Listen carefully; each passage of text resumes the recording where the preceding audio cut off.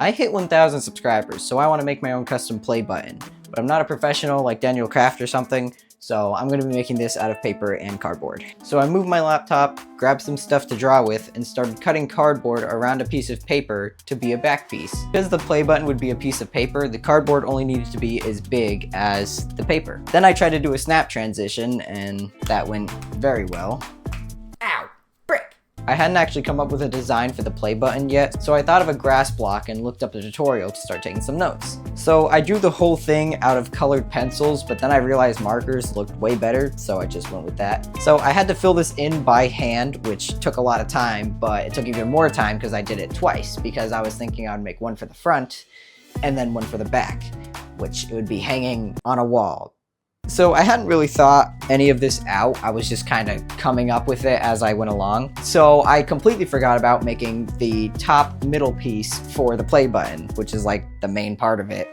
So I tried to come up with a design with a cobblestone block, and that didn't really look great. So I asked my sister for a design, and she said I should do a TNT block, which I was already thinking about. So actually, yeah, that worked out pretty good. So I cut out a piece of cardboard to be the top piece and started drawing the TNT. Now, TNT has like a white strip in the middle, and I didn't have any white markers, so I just used white paint. Then I glued the logo part onto the middle piece, but the glue fell off. Oh, I snapped the glue! So I had to glue it back on, and I'm sure that won't happen again. Right? How the heck am I gonna do the words on the actual play button? I didn't really know either, so I decided I was just gonna print them instead of hand doing it, so it looks half decent. And I did a test and it came out pretty good, so I think I'm just gonna go with that.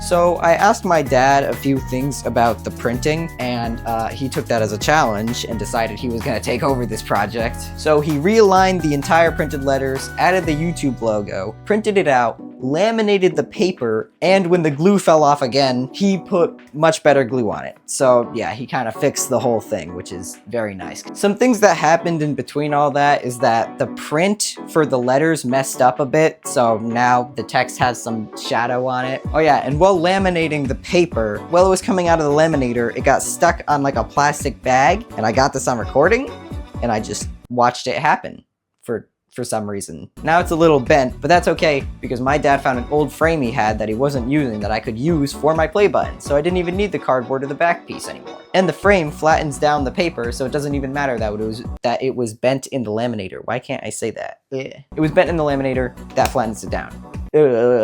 I don't know. But anyway, after all that, it is finally done, and here is the finished product.